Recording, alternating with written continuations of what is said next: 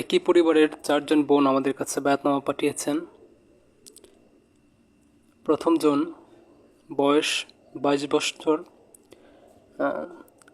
লিখেছেন সালামু আলাইকুম রহমতুল্লাহ।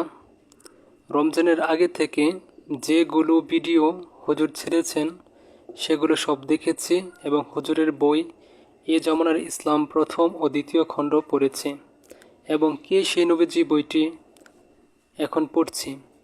এগুলো দেখা এবং পড়ার পর আমার বিশ্বাস হয়েছে তিনিই হক।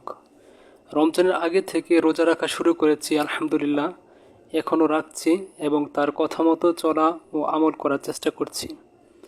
আমি ইমাম আল মাহদিকে মনে প্রাণে বিশ্বাস করি এবং তার হাতে বায়াত নিয়ে নিলাম, আমাকে দোয়া করবেন।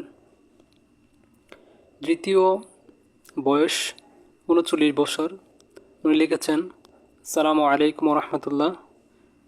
আমি আল্লাহ পাকের খলিফা ইমাম মাহদির হাতে বায়াত হয়েছি, তার প্রতি বিশ্বাস স্থাপন করেছি, আমার জন্য দোয়ার দরখাস্ত রইল।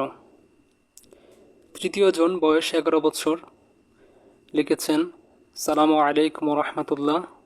আমি ইমাম আল মাহদির হাতে বায়াত হয়ে গেলাম। চতুর্থ জন লিখেছেন সালামু আলাইকুম রহমতুল্লাহ, যার বয়স 50 বছর। আমি ইমাম আল মাহদির হাতে বায়াত হয়ে গেলাম। আল্লাহ তাআলা ওনাদের বায়াতকে কবুল করেন এবং ওনাদের মাগফিরাতের ফয়সালা করেন। আল্লাহুম্মা আমিন।